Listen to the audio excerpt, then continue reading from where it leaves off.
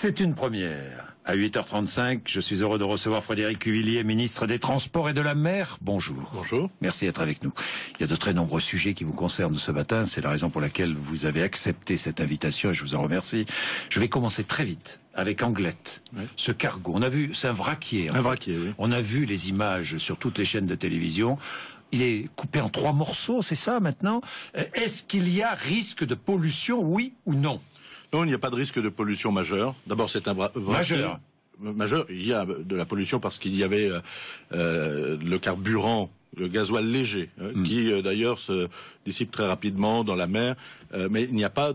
Ça n'est pas la Mococadie, ça n'est pas le Prestige, c'est un vraquier, il était vide et le seul risque c'est le carburant contenu et les réservoirs pour la plupart sont. On a commencé à pomper les réservoirs ou pas? Pas à ma connaissance compte tenu des conditions météorologiques, mais le dispositif est mis en place. Le dispositif est mis en place. Qui va payer? Ouais, ce sont les assurances. Les assurances de l'armateur, oui. Bon, pas de pollution, donc on est rassuré. C'est très important. Oui, c'est important. Et je sais que j'y suis allé justement pour m'en assurer et aussi pour saluer, parce que on en a peu parlé, mais les conditions d'élitrage et de sauvetage de l'équipage sont des conditions extraordinaires de bravoure et de courage. On a vu les images, hein, on a vu les images. Impressionnant. Bien, Frédéric Cuvillier, les tempêtes se succèdent, surélévation du niveau de la mer, submersion marine, ça pose un vrai problème pour le littoral. Que peut faire l'État? D'abord, l'État doit avoir une politique stratégique. Oui. C'est-à-dire que nous avons le premier littoral européen. Oui. Avec des zones qui sont à risque du fait du recul du trait de côte, oui. Notamment sur les zones sableuses. Et il faut qu'avec les collectivités, nous puissions connaître l'évolution du phénomène. Il y a des zones qui sont plus sensibles, certaines ne bougent pas, mais un certain nombre de régions littorales connaissent ce retrait du trait de côte. Alors là, 2 solutions. Après observation, cartographie que nous allons lancer là de façon la plus fine. Vous avez lancé une cartographie de l'ensemble des rivages littoraux. De l'ensemble des rivages et des risques d'érosion. Des risques d'érosion et de la courantologie pour pouvoir anticiper et surtout avoir une stratégie avec les collectivités parce qu'il ne sert à rien de considérer que l'on peut lutter contre l'effet de la mer en tout endroit s'il n'y a pas d'enjeu stratégique. Mais c'est un enjeu grave. J'ai vu que si on ne fait rien, en 2100, la ville de Calais sera rayée de la carte. Oui, enfin, rayée de la carte. Risque de disparaître. Non, mais je ne veux pas faire de catastrophisme. Non, mais ce sont les scientifiques qui disent ça, c'est pas moi. Ce qui est vrai, c'est que dans un certain nombre de pays, notamment de pays du Nord, les aménagements urbains ont anticipé l'élévation du niveau de la mer. C'est-à-dire qu'il y a surélévation de l'ensemble, y compris des voiries, des murs, des constructions. Et il faut que nous nous préparions aussi à ça dans les documents d'urbanisme. Bien, voilà un deuxième sujet qui m'intéresse, mais là vous êtes ministre des Transports. Nous quittons la mer, vous êtes ministre des Transports. La fameuse écotaxe. Oui.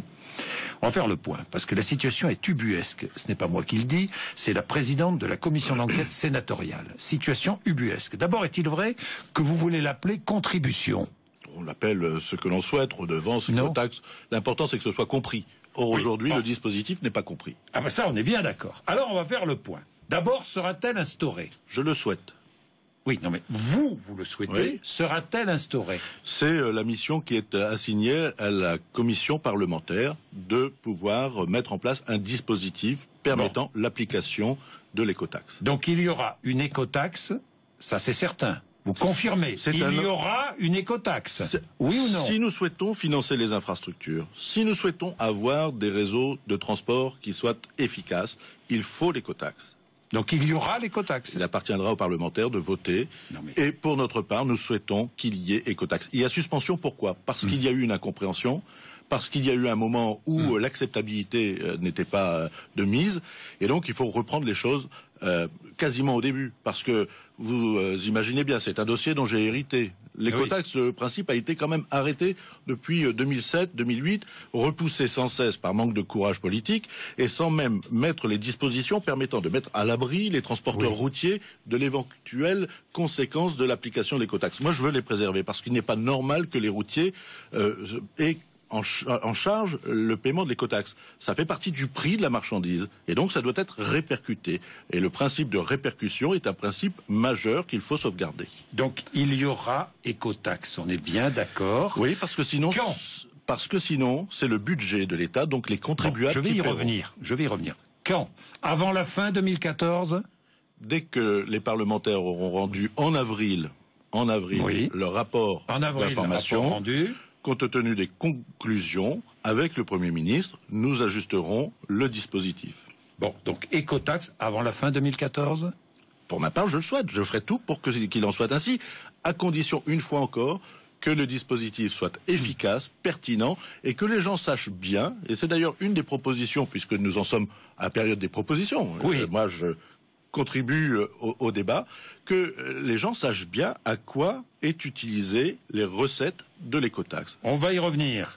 Écotaxe, donc en avril, rapport parlementaire, et avant la fin 2014, une écotaxe. C'est souhaitable. C'est ce qui va se passer. Oui, mais je ne vais pas me substituer au Parlement. Mais c'est souhaitable, c'est ce que le gouvernement veut. C'est ce que je plaide depuis le début. Le gouvernement veut? Oui, parce que... Le Premier ministre aussi? Je le vois dans quelques minutes. Ce sera l'occasion. Notre rendez-vous est donc trop rapide. Bon. Oui, mais c'est ce que vous allez lui dire. Bien sûr. Bon. Bien sûr, pourquoi? Parce qu'il faut que nous financions les investissements de transport, la sécurité. Les transports ferroviaires, les transports collectifs qui souffrent parce qu'ils n'ont pas maritime, l'argent le fluvial, qui devait venir de l'écotaxe. Est-il vrai que vous voulez régionaliser l'écotaxe? Je pense que les territoires doivent avoir conscience de l'intérêt de l'écotaxe.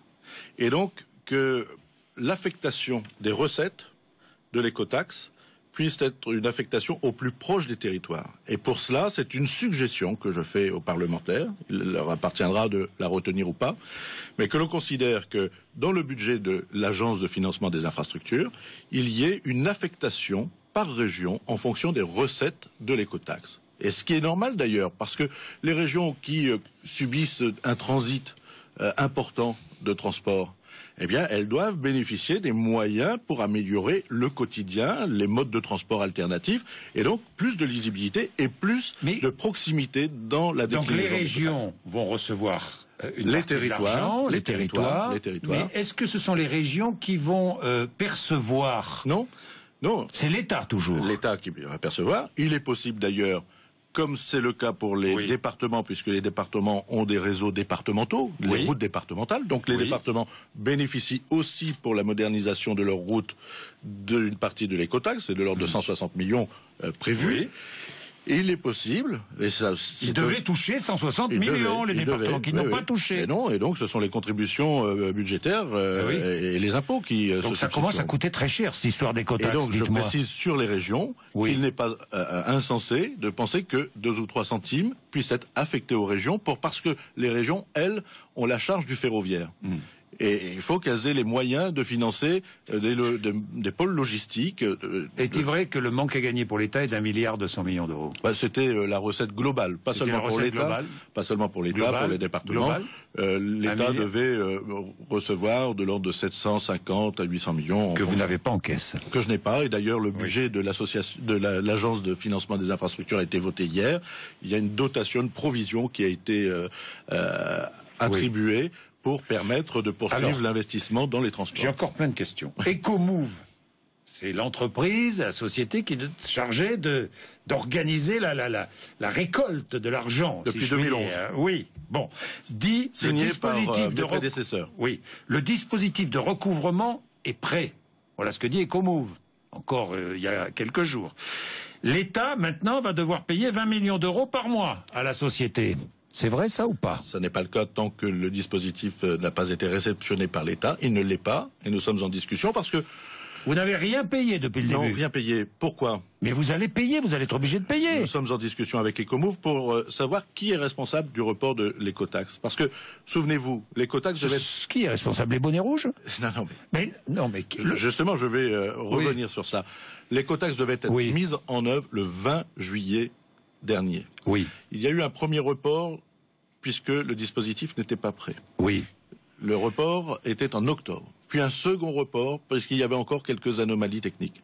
Donc ce retard à l'allumage de l'écotaxe, il est dû aussi à la société Ecomove. Nous sommes en discussion pour savoir quelles sont les conséquences. Alors vous pourriez réclamer 7 7 millions d'euros, je crois, à la société, ou 8 millions d'euros à la société Ecomove.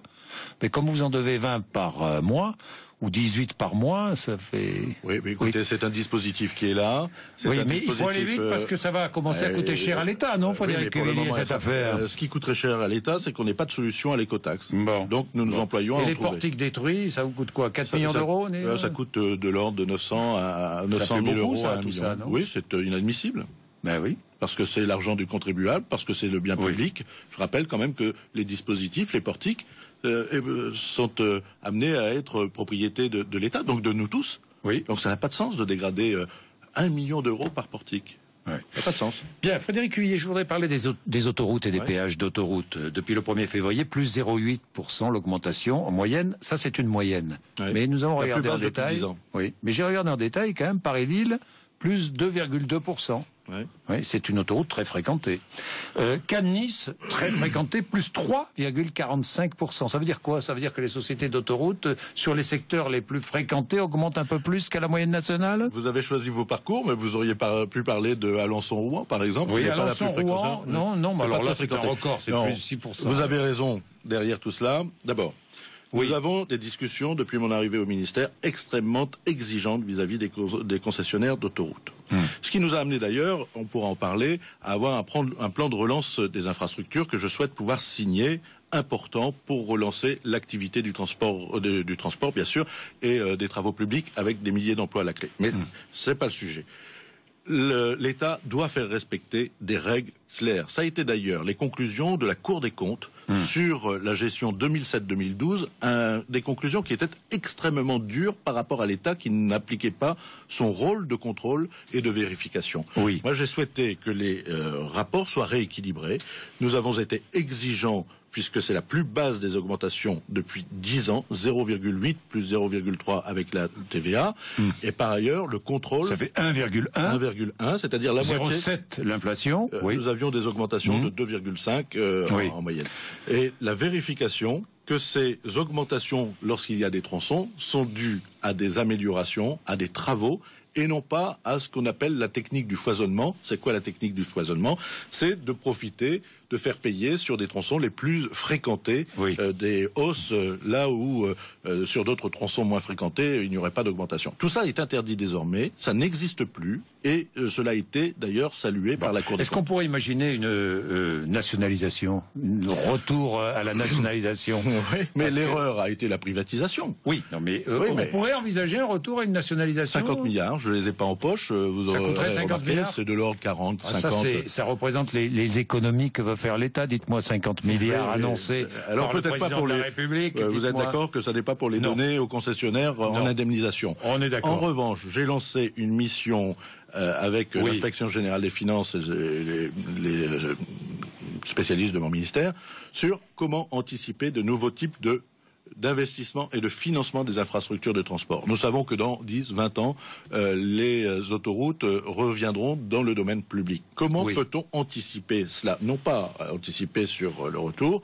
mais essayer de financer des infrastructures d'aujourd'hui avec des recettes qui seront celles générées par le retour dans le giron de l'État. Est-ce qu'on va geler l'avancement des fonctionnaires? Ça n'est pas d'actualité. Oui, ça a été dit pourtant par certains ministres. Ça a été démenti par les mêmes. Oui. Mais enfin, ça a été dit.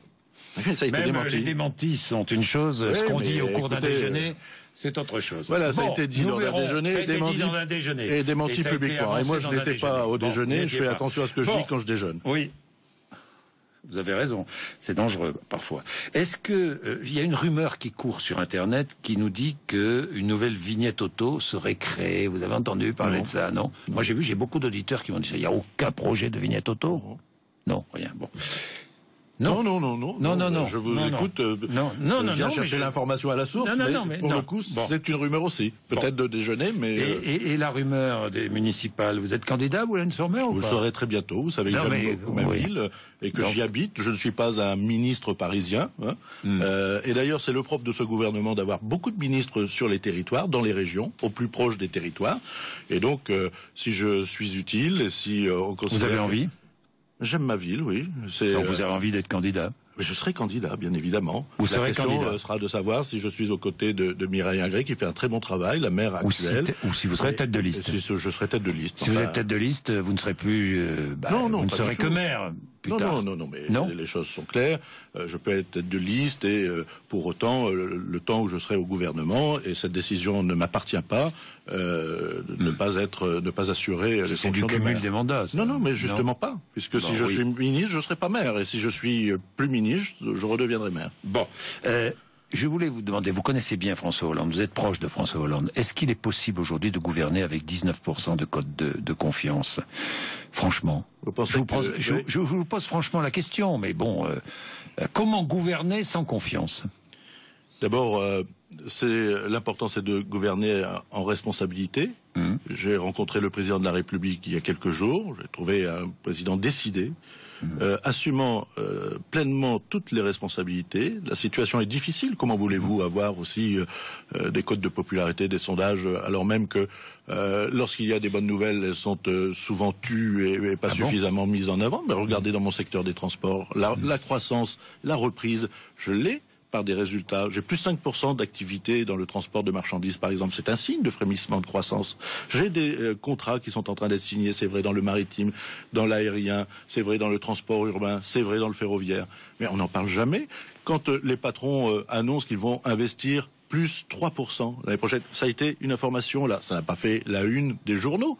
Et pourtant, c'est un climat de confiance qui reviendra, qui est nécessaire et qui permettra de répondre à l'objectif qui est celui du président de la République, c'est l'emploi, c'est l'égalité des territoires, c'est l'efficacité, c'est le fait que la France doit être dans la compétitivité et dans la course mondiale. Qu'est-ce que vous demandez au patronat des transports?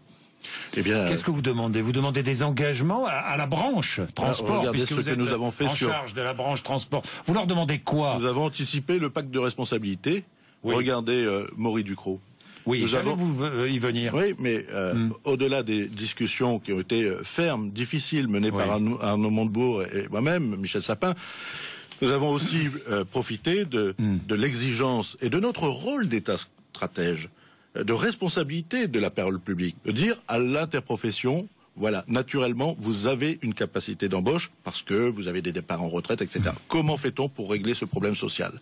Eh bien, nous avons, en plus des 2200 emplois sauvés, nous avons repris par Arcole, nous avons l'engagement de l'interprofession de se mobiliser à hauteur... Il reste 2800 emplois. À hauteur de 1000 emplois. Engagement de l'interprofession sur la logistique, sur le transport. C'est-à-dire, dans le transport, d'autres transporteurs vont embaucher 1000 des 2800 personnes. Au moins 1000. Oui. Et vous avez des grands comptes publics qui se sont engagés à hauteur de 500. Donc nous sommes à minima 1500 sur 2008. 1500 et nous aurons un suivi par et les 1003 qui restent nous avons le suivi par l'inspecteur. Non, attendez. D'abord, c'est pas le chômage, c'est le PSE. C'est-à-dire qu'il y a une garantie. Un an. Oui, mais c'est très important parce que pendant cette période-là, on peut leur donner la capacité 90% du salaire, d'être 100% pendant un an, et puis 90 après. Et vous avez la possibilité d'amener à des formations, c'est-à-dire des métiers de transport, de pouvoir les former à des métiers de logisticiens, qui est une branche qui crée de l'emploi, et de faire en sorte aussi qu'il y ait ce suivi méthodique, site par site, par l'inspecteur général des affaires sociales qui a été nommé, le monsieur Maury Ducrot. Vous voyez, ce sont des dossiers dont nous héritons, parce que ce ne sont pas des dossiers nouveaux. Moi, j'ai eu Air France, j'ai eu SeaFrance, nous avons Maury Ducrot, nous avons tous ces dossiers. Alors, vous me parliez de la popularité du président de la République, excusez-moi, les gens savent très bien que la situation était une situation extrêmement dégradée. D'ailleurs, c'est peut-être pour ça qu'ils ont fait appel à nous. 8h56. Merci Frédéric Cuvillier, notre invité ce matin. Merci.